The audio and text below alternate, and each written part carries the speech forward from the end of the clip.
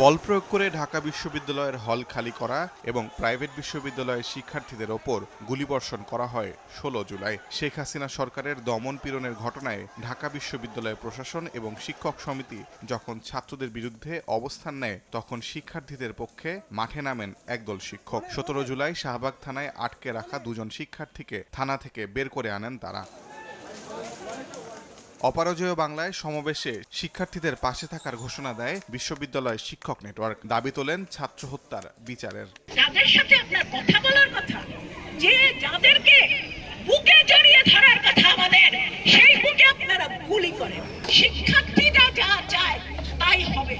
Curfew জারির মধ্যেও online এবং অফলাইনে কার্যক্রম চালিয়ে যায় বিশ্ববিদ্যালয় শিক্ষক নেটওয়ার্ক। বৈষম্য বিরোধী ছাত্র আন্দোলনের ৬ সমন্বয়ককে ডিবি তুলে নিয়ে গেলে ২৭ জুলাই মিন্টো রোডে ডিবি কার্যালয়ের সামনে যান শিক্ষকরা। রাষ্ট্র আরো বেশি ভয়ঙ্কর হিসেবে এদের উপর নির্যাতন চালানো শুরু করলো, এবং ফলে আমাদের দায়িত্বটা দাঁড়ালো যে মনে করলাম যে আমাদেরকে আরো সক্রিয় হতে হবে। ডিবি অফিসে যাই এবং আমরা তাদেরকে বলি যে এই শিক্ষার্থীদেরকে মুক্ত করতে হবে, আমাদের সঙ্গে দেখা করতে দিতে হবে, কিন্তু তারা সেটা অস্বীকার করে।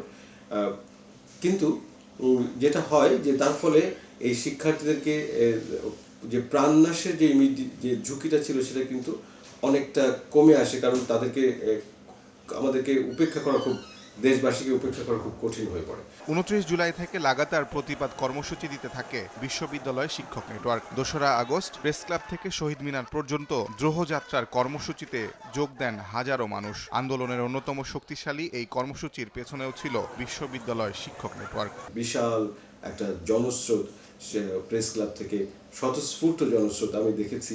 দ্রোহযাত্রা থেকে মানুষ সবাই দাবি তুলে যে আসলে এই ফ্যাসিস্ট সরকারকে ক্ষমতায় রেখে আসলে ৯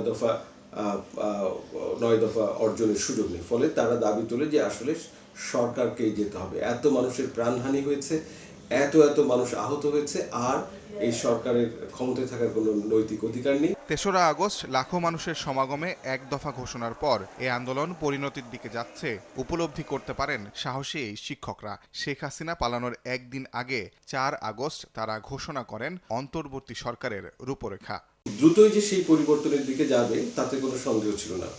তো তখন আমরা ভাবলাম যে ঠিক আছে, এই পরিবর্তনটা যে হবে, তাহলে পরিবর্তনটা হবে কিভাবে, এবং পরিবর্তনের পরে আমরা এটাকে ম্যানেজ করব, সেই জায়গাটাতে আমাদের ভাবলাম যে আমরা